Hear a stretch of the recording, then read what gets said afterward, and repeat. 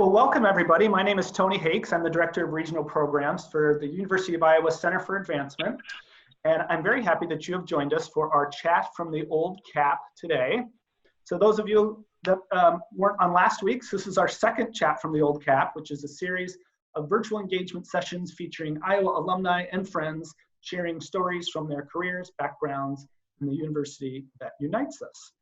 And so we are very excited to have Claire Lombardo on our show today. Claire is a critically acclaimed writer from Iowa's Writers Workshop, and she has written her first novel, and it is a New York Times bestseller called The Most Fun We Ever Had. And she's going to be reading a little bit from that book today. She's also been nominated for several literary prizes, including the prestigious Women's Prize for Fiction, and HBO is adopting her novel into a television series with none other than Amy Adams and Laura Dern as executive producers. So Claire, welcome to our show. We're so happy you're here. Before we get to your book, do you want to tell us just a little bit more about yourself, where you're from and how you got into Iowa City and all that good stuff? Totally. So I was born and raised in Oak Park, Illinois, which is the first suburb outside of the city, outside of Chicago. It's also not coincidentally where most of my book is set. So I grew up there, and I spent most of my 20s doing social work with homeless children and youth in Chicago. And then I went to school for social work, and at the time was working on this novel that kind of wouldn't leave me alone. So I was writing this book while attending a master's program in social work, and then dropped out of social work because I kind of couldn't, the book was sort of the thing that was keeping me, is where my headspace was. So I applied to a bunch of MFA programs, never thinking that I would get into the Writers Workshop, and I did, which remains one of the most wonderful things that's ever happened to me. So that's how I came to Iowa City. I got there in 2015, and I spent almost 5 years there. And I left last year and miss it very much. So it's nice to be here virtually. Yeah, great. Well, we're very happy you're here. You mentioned the Writers Workshop. Do you want to tell us a little bit about what it's like to be at the world's greatest mecca of writing? Yeah, absolutely. It's hard to describe, I guess. I was so terrified when I got to Iowa, because it's sort of this hallowed institution, the workshop in particular. And I had the best time there. I had such a, I think I got really lucky with the cohort that I had. It was an incredibly supportive group of people. It's an environment where, you know, you're allowed to write and you're allowed to have that be the thing that you focus on. And that was the first time in my life that I had ever been able to do that, just write and know that my rent could be paid, and that people, you know, would understand what I was doing and why I was doing it and why I'm so weird off it, because that's a big part of my existence as a writer. So I had a really fantastic time at Iowa. I found, you know, my mentor there. I found a number of wonderful professors. It's where I met my literary agent. And I think, you know, one of the huge takeaways, not just from the workshop, but from the university and Iowa City in general, is just to have so many people who are creative or who are inspired by creativity or who value creativity. And, you know, anytime I left the house or was even just in downtown Iowa City, it's a place where it seems like everyone's sort of doing something interesting. So it was a really tremendous few years. I stuck around after for a couple of years to teach undergraduates at the university, which was so wonderful. I had, you know, a bunch of really incredible students who were doing really, really exciting work. So it was, you know, just a really excellent many years of my life that I feel very lucky to have had. That is a great way to describe Iowa City. Everything you said really hits home. We have a lot of alumni on the call too. So thank you for sharing that with us. Yeah. As I told you earlier, I haven't read your book and I'm very disappointed in myself. Oh. But as soon as we find out you're going to be on the show, we ordered it. So hopefully we'll have it soon, because my wife was from Oak Park, I told you. Her friends have all read it and they said it was fantastic. So we're really looking forward to getting our hands on it. So tell us about this book. What's it about? How did you come to write it? And Sure. So this book, I'm allowed to have like a promotional copy, I guess. This is the novel, The Most Fun We Ever Had. It came out last summer. This is the book that I came to the writer's workshop with.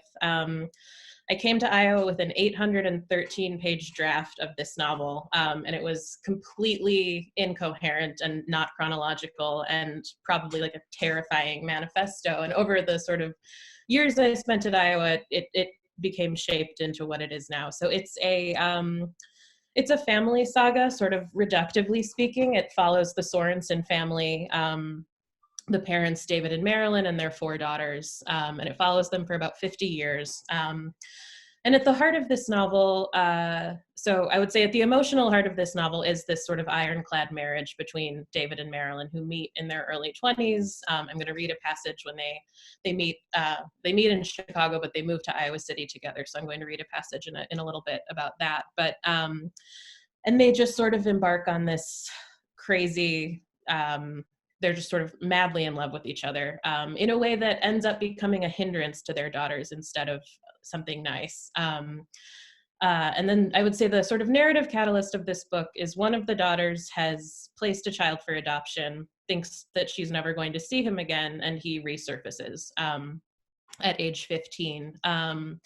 And so this family, who's kind of all at points of various unrest in their lives, have to sort of figure out how to make room for a new person in their lives, and kind of reckon with the decisions they've made in the past that have gotten them to where they are. So the book is set primarily, like I said, in Oak Park and in Chicago.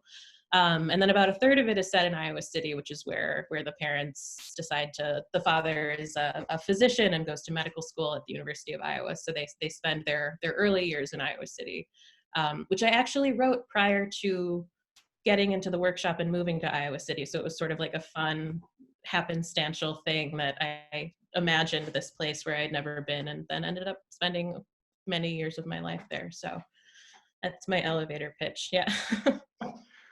wow, that sounds fantastic. I can't wait to read this.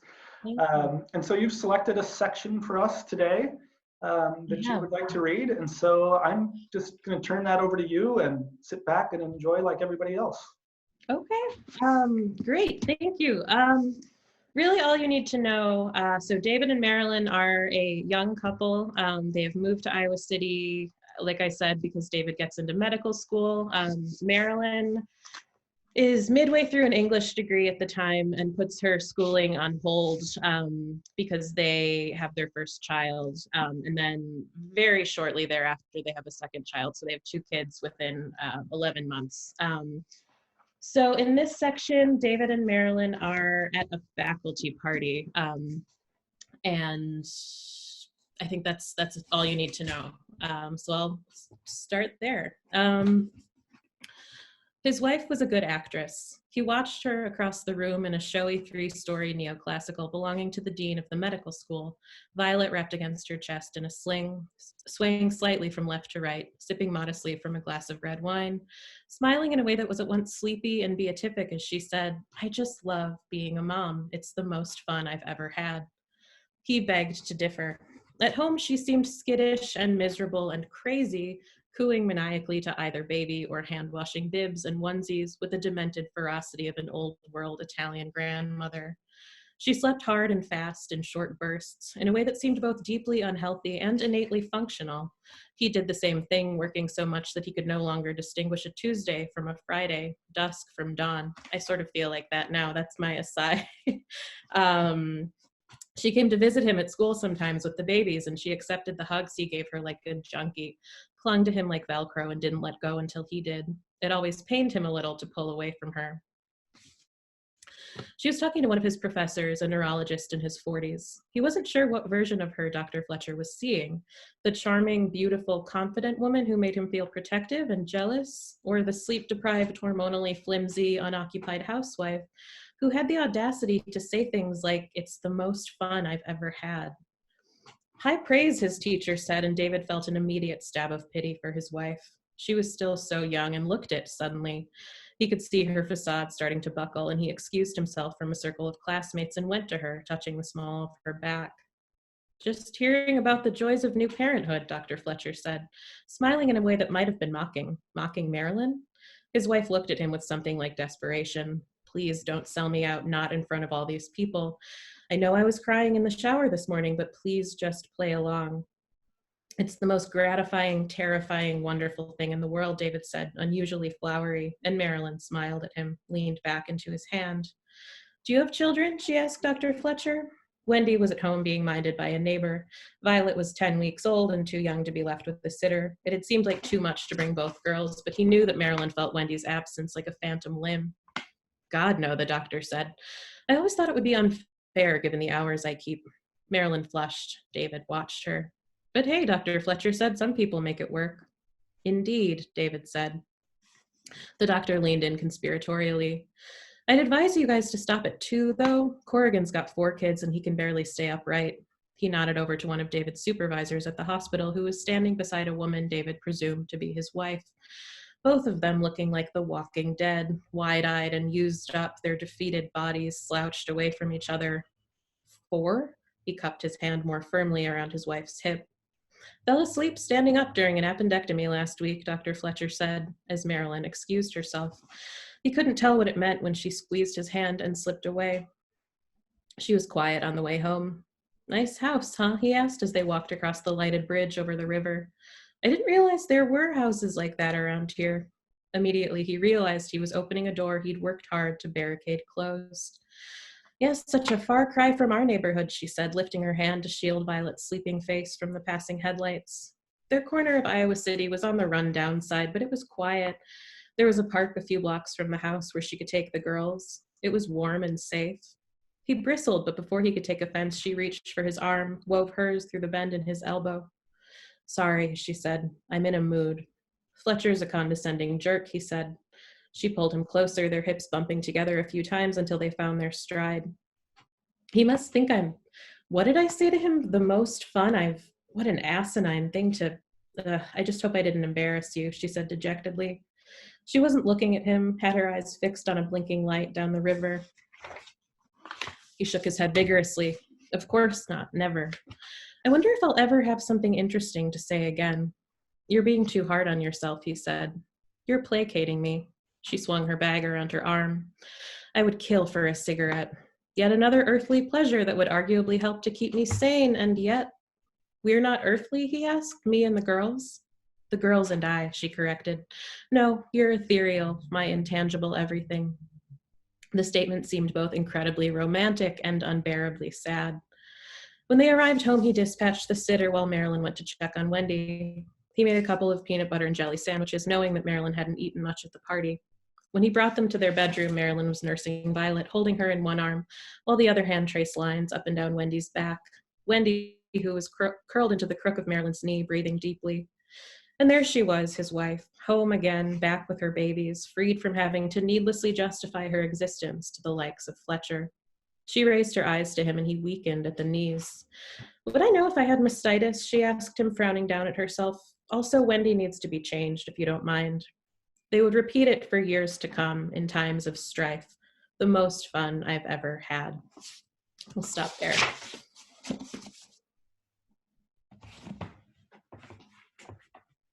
Oh my, that was fantastic. Oh, thanks. Thank you, Claire. Yeah, my pleasure. It was just beautiful. Holy smokes. Thank you. I really can't wait to get my hands on this. The imagery in there was just wonderful. Thank you. How long did you work on this? Oh gosh, a really long time. I would say about 5 years. I would say the big, the 800-page draft that I referenced probably took me about 2 years to write, and then it was about 2 more years of rewriting and editing at the workshop, and then about another year with my agent and my editor. So it was writing a book takes a lot longer than I realized. Okay. Yeah. Oh, that was great imagery in there that clung to him like Velcro. I mean, you can just see that and feel that. That was really great. So thank you. Thank you. Yeah, I'm getting some texts and stuff and people are clapping. So, So I'm gonna turn chat off if anyone has some questions. But while I'm doing that, do you want to talk a little bit about the experience with HBO and writing a pilot and how one gets their show to be turned into, or their book turned into a TV show? Sure. Yeah. That was such an unexpected and wonderfully delightful surprise. I was actually in a cornfield. I used to take these really long drives when I lived in Iowa City. When it was super cold out and I couldn't take walks, I would go for drives sort of out in the country, and it would help me clear my head or help me think through, whatever I was working on at the time. And I was on one of those drives in a cornfield, completely lost, because I would also frequently get lost when I was driving around. And my agent called me, and she said, "I have good news. HBO is interested in the book." And I said, "Great. Who's HBO?" Like, it didn't even occur to me that that was a possibility. And that was, gosh, a couple of years ago. It's been kind of a long process, but so that was tremendously exciting. And then to sort of make really exciting things more exciting, Laura Dern got her hands on the book, and so did Amy Adams. And both of them had fairly recently started their own production companies, so they have joined forces. And it's been such a fun experience. And I think especially most of the people I'm working with on this project are women, and it's been so sort of empowering to have this team of really fantastic, strong, so super smart women backing this book and giving it new life in sort of a different form. So I'm writing the pilot sort of as we speak, which has been so much fun and such a wonderful learning experience. It's very different from writing a book. And it almost kind of feels like learning a new language or something, writing a script versus writing a novel or a short story. But it's really felt incredibly collaborative and creative and fun. And I'm really excited to see what happens next. I wish I could tell you more, but it's still sort of in that nebulous phase. But a pilot is being written, and it's been really exciting. So yeah. Oh, cool. So we have a couple comments and questions here. Beth says, "Claire, I love your turn of phrase. One line that I literally did a spit take laugh at that struck me so hilarious and genuine. People here in Iowa City were so nice that they seemed almost deranged." Thank you. I have heard this. I've heard responses about that from other people in Iowa City. It felt very true to me. Thank you. I'm glad that resonated. Yeah. There's a couple more. What kinds of changes, if any, were made to the details of Iowa City after you moved here? Great question. It was pretty much, it was a lot of logistical things. Like, I had them, I think they lived on Dubuque Street originally. They now live on Davenport Street, but I had them living somewhere where there technically wouldn't have been a house there, or, and I think I added in College Green Park because it was right near the house I first lived in when I first moved to Iowa City, and I have affection for it. So there were little things like that, like little details that I either got wrong and what needed to fix, or details that I wanted to put in just because, I had become acquainted with the landscape and wanted to put little surprises in for myself. So yeah. Were there any specific influences from the University of Iowa that resonated with you when you were here? Yeah, so I worked primarily with Ethan Kanan, who's on the faculty at the workshop. He was a really tremendous mentor to me, and spent a full year working on this book with me, which was really great. There were writers who had come through Iowa that I was just sort of obsessed with. Curtis Sittenfeld is one. Prep is a book I used to read like once a year. Michael Cunningham taught a master class when I was a student. And he's a writer who I've always admired greatly. There's dozens and dozens and dozens of writers who have come through the workshop.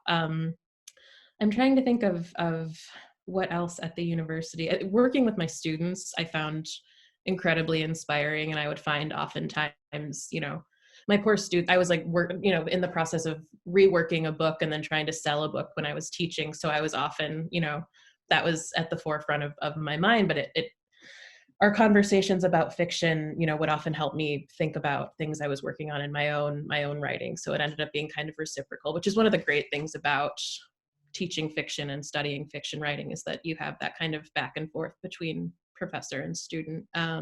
So those are a handful. There's so many, though. I found this, I found Iowa to be a very inspiring place. Yeah.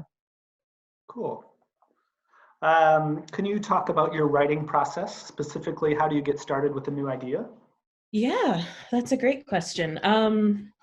So my process has evolved quite a bit, but when I first got to Iowa, it was, I think I said earlier, it's the first time in my life that I was ever just allowed to write and didn't have 3 or 4 part-time jobs or, 1 or 2 full-time jobs happening simultaneously. So it was almost crippling for me to have that much time. So I sort of had to figure out how to structure my days. And I remember I was a paralegal for a while, and one of the attorneys I worked with said, when you get to graduate school, just treat your writing like you would any job, like treat it like a 9 to 5. And that was how I started. It's not sustainable. I would go insane if I did that every day. But at the outset, I would just kind of try and structure my days in the way that I was used to them being, which was the sort of, you arrive at a desk and you hang out there and do your thing, and then you maybe go for a walk. And but that's evolved quite a bit.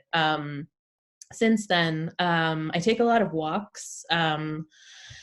That's kind of a big part of my writing process, not only to clear my head, but to, use different parts of my brain, change my scenery. I'm also a huge storyboarder. I have these sort of massive storyboards. I'm not at my apartment at the minute, but I have these sort of wall-sized storyboards that I use to kind of lay out ideas. I typically do that when I'm further into a project, but I also, when I have sort of the seed of an idea, I will kind of try and just visualize it in terms of, the shape of a story, where I see the narrative arc moving, etc. So I would say my process is sort of haphazard, and I guess the other sort of big tenet of my writing process is that I always like to have at least 2 projects going on at once.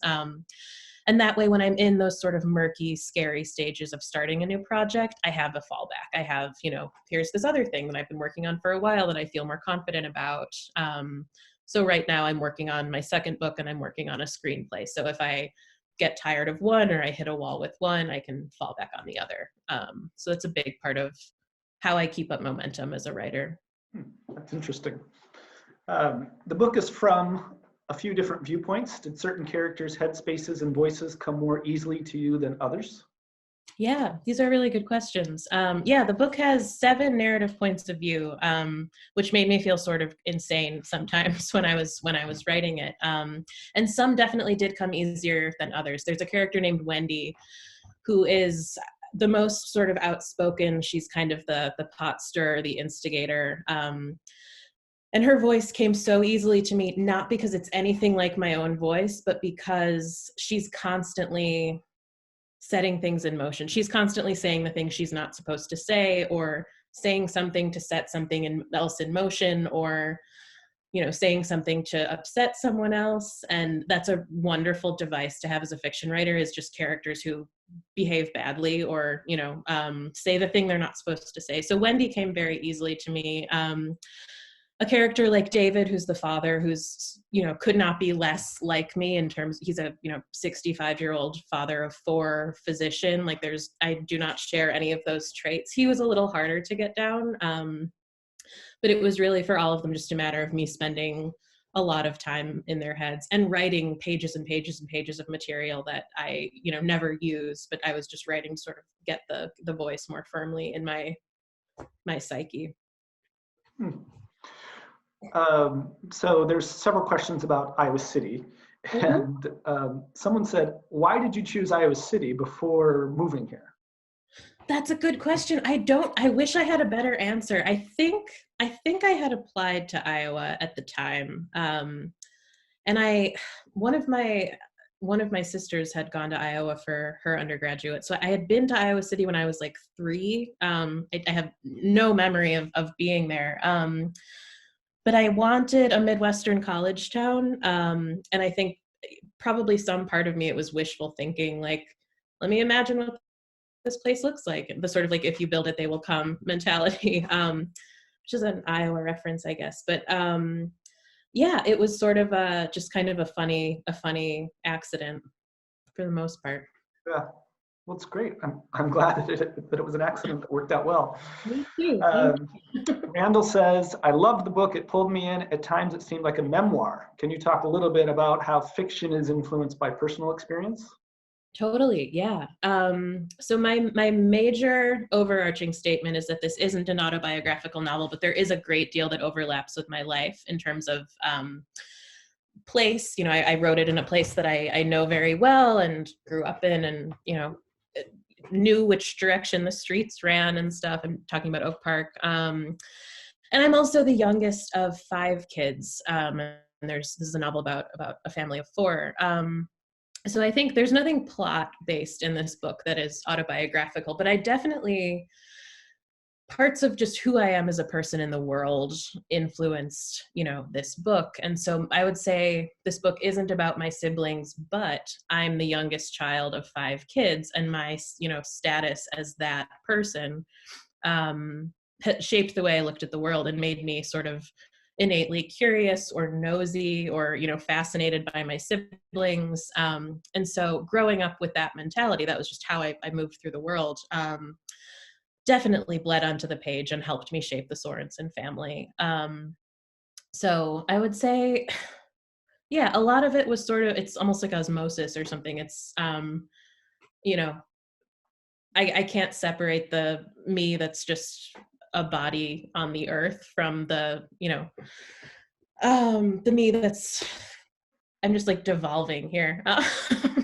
It's not an autobiographical novel. I'm protesting too much, but yeah, I mean, I definitely think my place as a child in a large family influenced what this book is a great deal. For your television show, who would be your dream cast? Oh God, that's such a good question that I don't have a good answer for. My favorite thing, people have done this to me recently where they're like, I've cast your entire novel and I've made you this handy chart to like, here's all the actors that will play. I love that because I'm not a visual writer. Like I'm not, I don't go, I don't have the brain that looks at I can't tell you what any of my characters look like, which I've heard is sort of odd. Like I can tell you like David has brown hair, but I couldn't tell you like I wouldn't know him if I tripped over him in public. So I don't really have any actors in mind, but if anyone does, I always like to hear that. And some of the suggestions are like, I'm like, that's spot on. And some of them I'm like, were you reading the same book that I wrote? But it's just been a fun game to play with book clubs and stuff because my brain is so not wired in that way. So feel free to email me suggestions.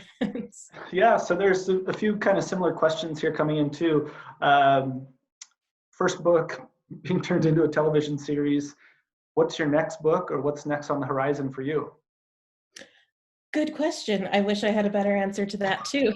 I'm working on a second book. And it's actually a project I was working on when I was at the writer's workshop. It's the project that I was workshopping when I wasn't workshopping the most fun we ever had.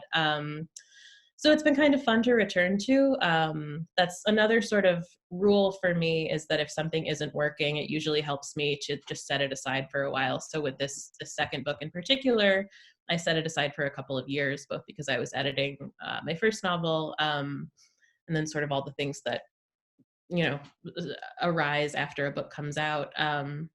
So it's been really fun to return to it. I don't want to say too much about it. It's another fairly character-driven novel. It's also, there's a marriage at the heart of it, but it's, I would say, tonally very different from the most fun we ever had.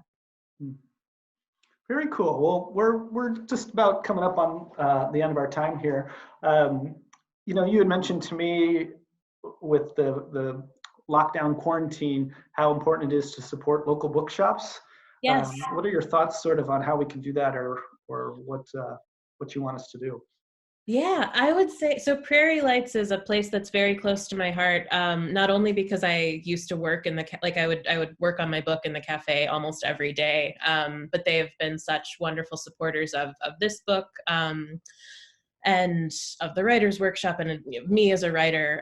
It was also one of the first places I ever went to when I came to Iowa City to sign my lease. And I remember just sort of standing there and being like, this is amazing. You know, I've loved it since I set foot in there. So indie bookstores in a special, I mean, all small businesses are struggling right now, but now is a great time to buy books because a lot of us have more time on our hands than we did before. So if you most indie bookstores are doing either curbside pickup or delivery, and I've been trying to. I have a handful of bookstores, one of which is Prairie Lights, and a couple in Chicago that are close to my heart that I've been trying to, anytime I need a book or want to send. I've also been sending people mood boosting care packages, which are just books that I think are fun. And so in it, you know, any way that you can support bookstores, you could certainly buy my book at Prairie Lights if you wanted, but you could also, I am a proponent of all kinds of reading. So I would recommend doing that. Do you stay in touch with any of your classmates from the Writers Workshop? I do, yeah. Yeah, I again got really, I had just a really wonderful group of fellow writers. So it's been really fun to see what people are up to, see books that I saw in, you know, manuscript form in bookstores. A couple of my people in my cohort have had books come out this year. So it's been really exciting to, yeah, it doesn't get old, I think, seeing, you know, something that you once saw coming out of a printer as a book with a cover. And so, yeah. So how can those of us that don't have this book, how can we get it? So you could order it from Prairie Lights if you wanted. You can also, there's a website called IndieBound. So if you aren't in Iowa City or you are looking for another local bookstore and you're not sure what your indie is, you can just put in your zip code and it'll tell you, you know, a handful of indie bookstores nearby. I, by sort of, not coincidence, but I was visiting Minneapolis, visiting family when the state went on lockdown. So I'm still here. So what I've done since being here is, you know, just, you know, look to see what bookstores are nearby, what indies are nearby and what they're offering. So you can do that. I'm going to stop talking because I'm not supposed to suggest anywhere else. So yeah, shop indie. Oh, great. Yes, thank you. This has been absolutely wonderful. Thank you so much for doing this. Just had a lovely time. We've still got a few people on the call, so just to let you know, our next chat from the old cap is going to be Chuck Long, who's a Hawkeye quarterback legend. That's next Wednesday at 3 o'clock. We also have a bunch of virtual programs that we're offering on our website, so you can go to foriowa.org. That's FOR Iowa.org. And we have a program now, maybe Claire, you should enter a contest called Write Now, and it's a flash writing contest. Oh, so cool. If you go to our website, you can enter that and do some short story work. So lots of cool things. Thank you to all of our friends, fans, family, and alumni that joined us on this call today. Claire, you are absolutely amazing. It was great to meet with you last week. Great to hear you talk today. We wish you absolutely nothing but the best in moving forward. So thank you very much. And when you're back in Iowa City, come look us up. Yeah, absolutely. Thank you guys so much.